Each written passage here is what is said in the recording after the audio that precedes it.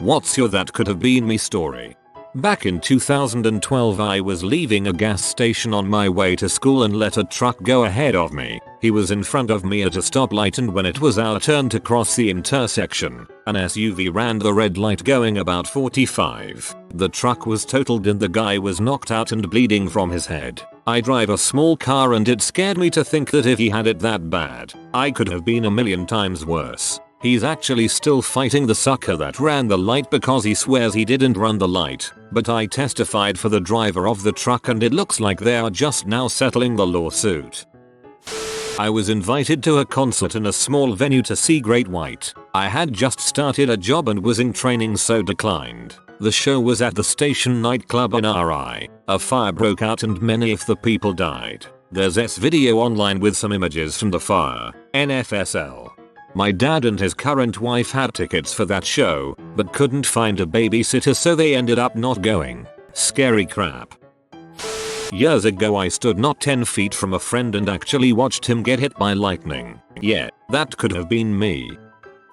Went to Taco Bell with mom and friend. They both got a drink and I said I would just share with them. Even after being offered that mom would buy me one, no problem. Next guy in line got a drink. He won a 40,000 Land Rover off the cup contest.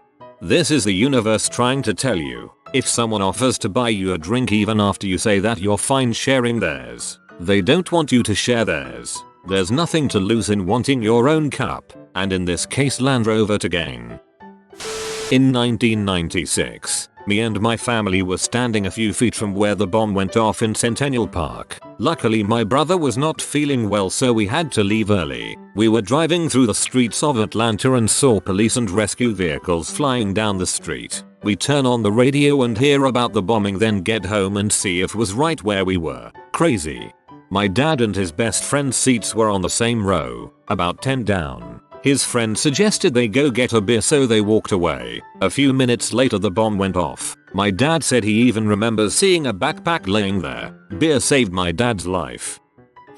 Not me personally, but my grandfather. He was in the Navy in World War II and sent a letter to his wife, my grandma, saying his ship was leaving Pearl Harbor. The letter was dated the 6th of December, 1941, a day before the naval base was attacked by the Japanese. Well, kinda you never would have existed. When I was 7 years old, a man attempted to kidnap me outside of my school. It was me and Amp, one other little boy, standing there after everyone left. He told me my mother wasn't going to be able to get me and Amp. Sent him instead. He leaned over from the driver's seat and opened the passenger door trying to grab me. He also called out several girls' names trying to guess mine. The boy motioned for me to go with him. I took a step back to think first. I did remember my teacher saying a few weeks before a man like this tried to kidnap a little boy who he told he had forgotten his lunch. The boy jumped out of the car as it drove away. My mom pulled up behind him as I was trying to figure what to do at that young age. He drove crazy fast out of there. As an adult I realized I most likely would have had a very violent and sad outcome. When I watch missing kids reports I think that could have been me. In 2011, the beginning of my junior year in high school, I had surgery to fix a hole I tore in my shoulder muscle. I had it the Monday before the national championship air races, on a Saturday, in Reno, Nevada, and I live decently close. We go every year and had tickets to the box seats. Parents decided I couldn't go because my meds were too powerful. Double dose of Percocet plus a pill to make me not throw it all up. And I was in a brace, and if I got bumped I could have really fricked myself up. So I stayed home. That night on the news we discovered that one of the racers had lost control and crashed into the box seats, killing I don't know how many people. If I would have gone, there's no way a doped up teenager with one working arm would have survived. My dad's cousin was in those box seats at the air show. He is a commercial pilot. His best friend died right next to him. My dad said that when his cousin looked up, all he saw was red gore on his glasses. Finally, after going to the air, he found out that he was the only one who got away scot-free. Rest had missing limbs, etc. One morning in the summer that I was 7, I went across the street to play with my friends in their yard. We did kid stuff in the back area by the fence for a while, and then it got hot in the early afternoon, so we went back to my yard to play in the sprinkler at my house. Now the fence we were playing by was low and open, and even at 7 we could easily see into their back neighbor's yard on the other side of the fence. There was a little patio and picnic table just on the other side. Early that same afternoon, the dad of the family snapped and murdered his wife and 2 kids. For some reason, he immediately dragged the bodies outside and he'd put them under the picnic table. I'm not saying he would have shot us too, but I remember thinking back then that us deciding to go to my yard was very much fate being in my side. TLDR. At age 7, I didn't have to go nose to nose with a murderer who was dragging bodies. The band The Presidents of the United States of America once opened for my dad's band in the 90s. A record label rep was at that show and signed The Presidents the next day. Needless to say, my dad has not let it go. He just wishes he was naked and famous. As a kid, a friend and his parents took me to an Orioles home game against the Oakland A's. Our section was light, so we played around in the seats, running around and such, and decided to just sit wherever we wanted to. Around the second inning, a man with his wife and kids show up late and they ask us to move out of their seats. We comply and just scoot down a few seats and continue to watch the game. A couple innings later, Jose Canseco drills a foul ball right into the man's chest. He was pretty messed up and required medical attention. I was sitting in that man's seat before the family arrived. If they hadn't come to the game that day, that would have been me. And you were a kid, so you would have been shorter. If the ball hit his chest, it might have hit your head. Not me, but my uncle, who is an electrician, was working on the top floors of the World Trade Center. My uncle is someone who will never call in sick. On 9/11, my grandma convinced him he should stay home because he had a bad cold. Good job, grandma. Always trust a grandma. Always. Unless she's just a straight up B. My friend's mom cancelled a double date in California in the 70s because she was sick. The other couple went on the picnic like they planned and both got murdered by the Zodiac killer. Chances are he won't have attacked all 4 of them since that's a bigger group, but sucks for the other couple. I remember that scene in the movie, being tied up, laying there while being stabbed over and over. It gives me the creeps. I would have preferred to die fighting. 5 of my ex-girlfriends are currently pregnant or have already had children by the very next guy they dated after me. Dodging bullets like Neo over here. That's funny. 5 of my ex-girlfriends have given gonorrhea the very next guy they dated. Small world. Baghdad, Iraq. The stall of the bathroom trailer that I normally used during my 2-mile walk from my hooch to my work area got hit by a 105mm rocket. I left late and the rocket beat me to the shitter. Talk about blowing up the bathroom. I ran the Boston Marathon last year. It was my 14th marathon, and my normal marathon time would have had me crossing the finish line right when the bombs went off. I happened to be 3 months pregnant. My doc told me I could run, but I had to slow down a bit for the sake of the baby. I slowed down, and I was stopped by security 1/2 mile before the finish when the bombs went off. I'm pretty grateful to that baby. Once in 1st grade, I let a kid cut me in line and he got the lucky tray. The ice cream he won should have been mine. I was at a stoplight in the left lane about to turn onto the highway. Nickelback came on the radio, so I looked down to change the station to something less like nails on a chalkboard. I missed the lights change to green.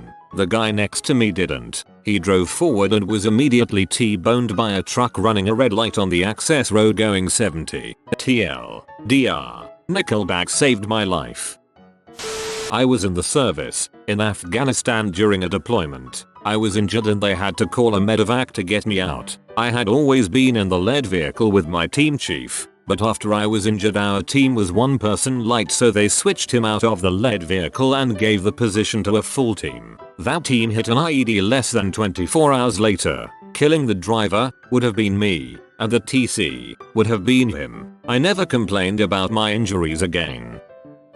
Not me, but my grandfather had just been liberated from Auschwitz by Soviet forces. He was hungry, so he went to search train cars for food. Inside, he found a Nazi in hiding whom put his Luger to my grandfather's head the moment he opened the doors. Grandpa looked him in the eye and spoke in German. "It's not worth it. He lived to be 90 and passed away 20 days ago. Rest in peace, Abe."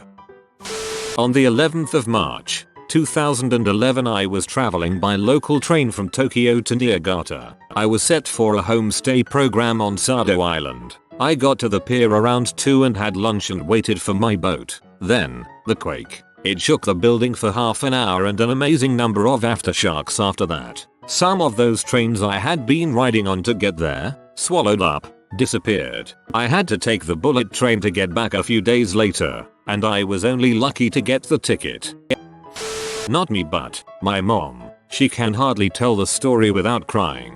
One day she was shopping at a Texas mall. A man approached her asking about modeling and if she would mind doing a photo shoot. Now, mom was a knockout in the 70s 80s, but she has one snaggle tooth. This doesn't take away from anything, but her head told her that no one would want to take pictures of a girl with imperfect teeth. The guy kept pressuring her and eventually got slightly aggressive and started to follow her out to the parking lot. Mom grabbed a guy nearby and had him walk her to her vehicle. She later found out the guy was Ted Bundy.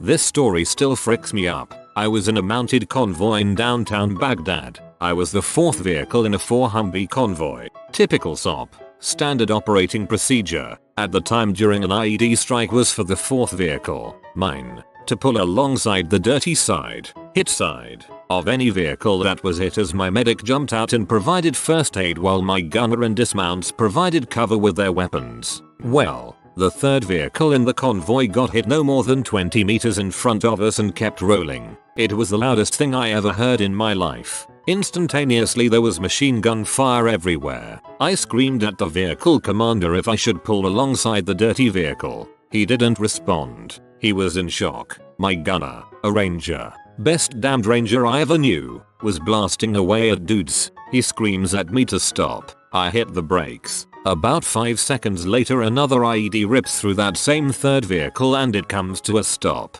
I couldn't see crap. It was like what I imagined heck to be. It smelled like burnt flesh and sulfur from the explosives. It went from clear to pitch black instantly. My dismounts got out. The medic rushed the hit vehicle. They told me to pull back in my vehicle to protect the scene. No one would tell me what the frick was going on. Only that I had to stay on my truck and protect the platoon. They didn't tell me until we got back to the free on board forward operating base, and the helicopters had flown away that one of my buddies lost his arm. Another had a hole through his leg the size of a baseball, and shrapnel was embedded in everyone. And one of my closest friends died when a gigantic piece of spalling from the explosion ripped through his side and popped out his opposite shoulder. My medic held him in his arms as he bled to death. If I had moved along the dirty side of the vehicle, that would have been me. I went through a long period of self-loathing and blame. I still deal with it, but I've gone to counseling and gotten help instead of letting it fester and kill me.